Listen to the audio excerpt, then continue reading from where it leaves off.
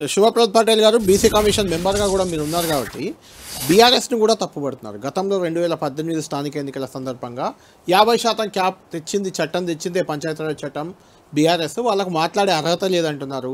ఇది ఎలాగూ కాదని తెలిసి కాంగ్రెస్ బిల్లు పెట్టింది అనేది కేటీఆర్ గారు ఇప్పుడే ట్వీట్ చేశారు ఆయన ఎక్స్లో. ఏం చెప్తారు దీనికి బాధ్యులు ఎవరు? బీసీలకు అందరూ మద్దతు ఇస్తున్నారు, బీఆర్ఎస్, బీజేపీ, కాంగ్రెస్ అందరూ బీసీ రిజర్వేషన్ పెంచాలన్నారు, అసెంబ్లీలో తీర్మానం చేశారు. ఇప్పుడు కూడా ఎక్కడ చర్చల్లో అయినా పెరగాల్సిందే అంటున్నారు. ఎందుకు అవుతుంది మరి? ఈరోజు మీకు అదేవిధంగా ప్యానెల్ ఉన్నటువంటి ఆర్ కృష్ణయ్య గారికి, ఆది శ్రీనివాస్ గారికి, ఎన్టీవీ ప్రేక్షకులు అందరు కూడా గుడ్ ఈవినింగ్. అంటే ఈరోజు జరిగినటువంటి 42% రిజర్వేషన్లు వస్తాయని చాలామంది తెలంగాణలో ఉన్నటువంటి యావత్ బీసీ జనాభా అంతా కూడా చూసింది. 42% బీసీలకు న్యాయబద్ధకంగా రావాలనే కోరిక అందరిలో ఉంది. దానికి ముఖ్యంగా వీళ్ళు చెప్తున్నటువంటిది ఇంతకుముందు ఆరోపణలు బట్టి విక్రమార్క గారు కావచ్చు, ఆది శ్రీనివాస్ గారు కావచ్చు, కాంగ్రెస్ అంతా కూడా వాళ్ళు బురదయ్యేదలుచుకున్నారు బీఆర్ఎస్ పార్టీ మీద. ఈరోజు నిన్న వాదనలు కావచ్చు, ఈరోజు వాదనలు కావచ్చు, ఇవన్నీ కూడా చూసిన తర్వాత చాలా సందర్భాల్లో మళ్ళీ స్పెసిఫై చేసింది ఏంటంటే ఈరోజు జీవో నంబర్ 9లో కూడా పారా నంబర్ 9లో స్పష్టంగా ఉంది, Telangana backward classes reservation of seats in rural and urban local bodies bill 2025 LA bill number 4 of 2025 was passed in the both houses unanimously by all the political parties. BRS party ప్రధాన ప్రతిపక్ష party, assembly కావచ్చు, అసెంబ్లీలో కావచ్చు, కౌన్సిల్లో కావచ్చు. BRS party KCR గారి ఆదేశంతో మా party సంపూర్ణమైనటువంటి మద్దతు 42% వీళ్ళు ఏదైతే విద్యా ఉద్యోగాలు కావచ్చు, రాజకీయ రిజర్వేషన్లు కావచ్చు, ఈ రెండు విషయంలో సంపూర్ణమైనటువంటి మద్దతు బీఆర్ఎస్ పార్టీ ప్రకటించింది. దానికి అనుగుణంగానే ఈరోజు చాలా స్పెసిఫైగా దాని మీద ఒక 100 సార్లు నిన్నటి నుండి ఈరోజు వరకు వాదనలు, ప్రభుత్వం తరఫున వాదనలు చేసినటువంటి న్యాయవాదులంతా కూడా చెప్పింది హౌజెస్లో యునానిమస్గా పాస్ అయింది బిల్ అని చెప్పడం జరిగింది. అంటే ఈరోజు బీఆర్ఎస్ పార్టీ మద్దతు ఇవ్వకుండానే యునానిమస్గా పాస్ అయిందా? ఈరోజు కాంగ్రెస్ పార్టీ ఇప్పటికన్నా మారుతుంది అనుకున్నాం. కాంగ్రెస్ పార్టీ ఆది నుండి కూడా, అంటే భారతదేశానికి స్వాతంత్రం వచ్చిన నాటి నుండి కూడా కాంగ్రెస్ పార్టీ చరిత్ర చూసుకుంటే వాళ్ళు మొదటిగా నెహ్రూ గారు 1951లో అసలు కులగణన లేదు కాబట్టే కదా ఇప్పటి వరకు, బ్రిటిష్ కాలంలో 1931లో జరిగినటువంటి కులగణన తర్వాత ఇప్పటి వరకు కూడా ఇంకా జరగలేదు కులగణన. అది జరగకపోవడం వల్లనే కదా ఈ రిజర్వేషన్లు ఎప్పుడు వచ్చినప్పుడల్లా జనాభా లెక్కలు లేవు, వెనుకబడతానని నిర్ధారించలేము అని చెప్పేసే కదా ఈ ఇప్పటి వరకు సమస్య. ఎందుకు మూలం ఎక్కడుందంటే నెహ్రూ గారి పాలన నుండి స్టార్ట్ అయింది. తర్వాత మండల్ కమిషన్ వేసి 27% బీసీలకు రిజర్వేషన్ ఇవ్వాలని 1980లో మండల్ గారు నివేదిక ఇస్తే 1990 వరకు ఉన్నటువంటి కాంగ్రెస్, ఆ రోజు అధికారంలో ఉన్నటువంటి ఇందిరాగాంధీ గారు, రాజీవ్ గాంధీ గారు ఈ మండల్ కమిషన్ నివేదికను పక్కకు తొక్కి పెట్టడం జరిగింది. అయితే పాపం వీపీ సింగ్ గారు ప్రధానమంత్రి అయిన తర్వాత పార్లమెంట్లో ఆ నివేదికను పెడితే ఆ రోజు ప్రతిపక్ష నాయకునిగా రాజీవ్ గాంధీ గారు మాట్లాడుతూ ఈ నివేదిక ద్వారా బీసీలకు 27% రిజర్వేషన్లు ఇస్తే, ఆ నివేదికను అమలు చేస్తే సమాజం విచ్ఛిన్నమవుతుందని చెప్పేసి మాట్లాడినటువంటి చరిత్ర కాంగ్రెస్ పార్టీకి ఉంది. కాబట్టి ఇప్పటి వరకు దేశాన్ని పాలించింది 54 సంవత్సరాలు, మెజార్టీ కాలంలో 54 సంవత్సరాలు పాలించింది కాంగ్రెస్ పార్టీ. ఏం చేసింది బీసీలకని అడుగుతున్నాం.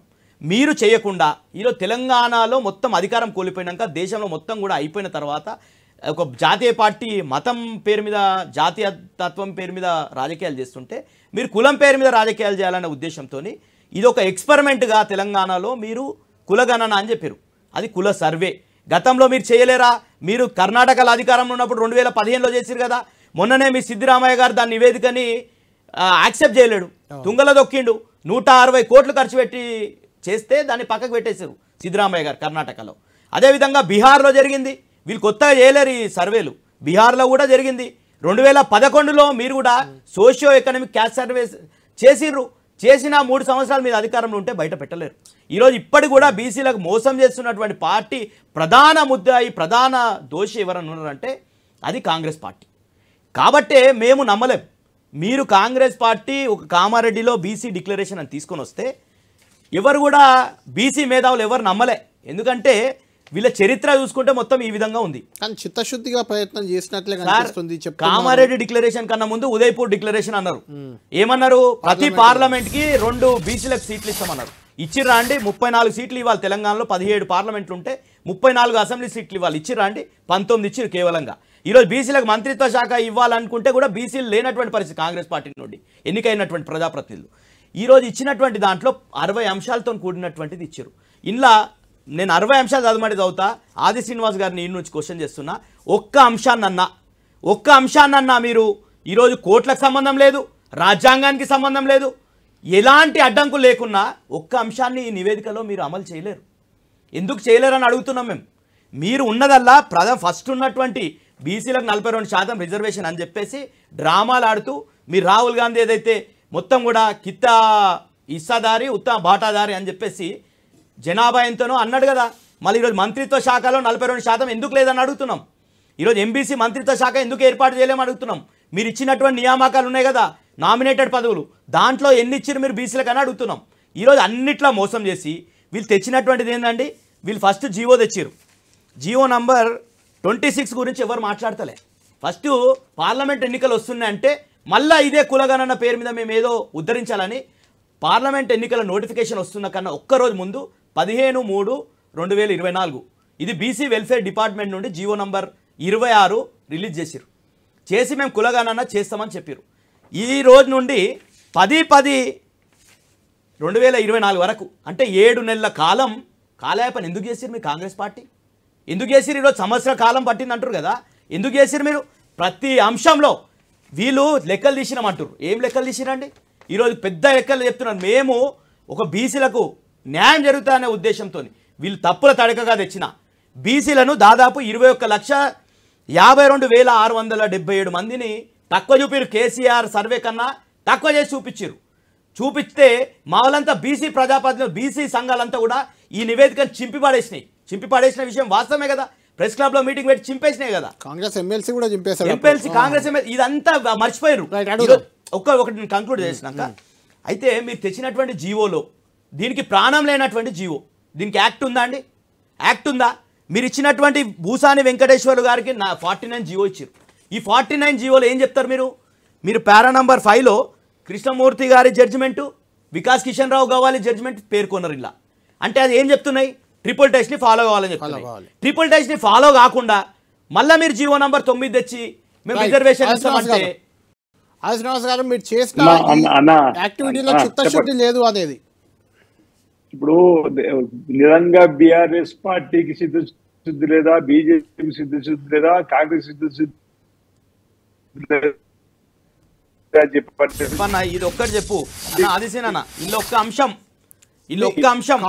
డిక్లరేషన్ లో చాలా అంశాలు పెట్టారు. కోర్టులు అడ్డుకున్నటువంటి అంశాలు, రాజ్యాంగం ఇబ్బంది పెట్టిన అంశాలు మీరు ఎందుకు చేయలేరు?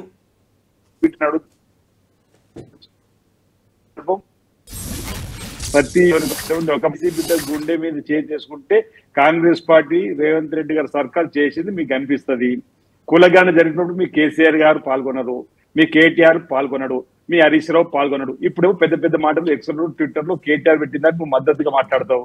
అప్పుడెప్పటి నుంచో జరిగిన అన్యాయం ఉంటుంది. అందుకే కదా మనకి తెలంగాణ తెచ్చుకున్నాము. ఈరోజు కులగాన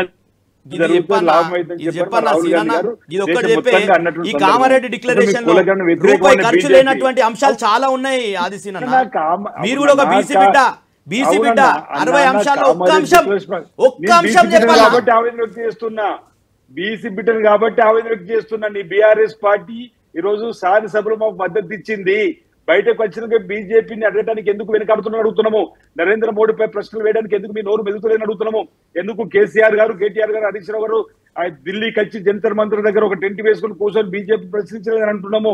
బీజేపీ చేతులు అధికారం ఉండి బీసీ బిడ్డలకు సంబంధించిన షెడ్యూల్ 9 చేస్తలేని ఎందుకు అడగలేని అంటున్నాము. ఈ రోజు గవర్నర్ గారు ఆర్డినెన్స్ ఎందుకు అమలు చేస్తారని అడుగుతున్నాము. 2018 పంచాయతీరాజ్ చట్టాన్ని మీరు సుప్రీంకోర్టులో అఫిడవిట్ వేసినప్పుడు ఈసారి ఎన్నికలు మేము పోతున్నాం అని చెప్పి 50% క్యాప్ కు 50% లోపల పోతామని చెప్పి ఎందుకు మీరు ఆర్డినెన్స్ తీసుకొచ్చిన దాని మీద మీ అడుగుతున్న సమాధానం ఎందుకు చెప్తలేరు? ఈ రోజు బీసీ సమాజానికి నష్టపరిచింది ముమ్మాటికి బీఆర్ఎస్ పార్టీ. 2018లో ఆర్డినెన్స్ తీసుకుని వచ్చిండ్రు. ఏమన్నా తీసుకొచ్చిండ్రు? 234 ఎంపీలు ఉన్నారు. ఒక్కరన్నా ఒక్క ప్రశ్న ఎందుకు లేవనెత్తారు పార్లమెంట్? 6 నెలలుగా రాష్ట్రపతి నోరెందుకు మెరపలేదు, నోరెందుకు రాలేదు పార్లమెంట్ లో? ఎక్కడైతే చట్టం కావాలో, ఎక్కడైతే అమలు కావాలో అక్కడ మాట్లాడకుండా గల్లీలో వచ్చి కొట్లాడితే బీసీలకు రిజర్వేషన్ వస్తాయా? అది కాదు కళ్యాణ్. విషయం ఏంటంటే వీళ్ళు చెప్తారు పాపం ఆదిశీనన్న ఏదైనా చెప్తాడు అనుకున్నా గానీ ఆ ముఖ్యమంత్రి గారు అనుమతి లేదంటున్నది. ఈ 59 అంశాల గురించి ఒక్క మాట కూడా చెప్పలేకపోయినరు.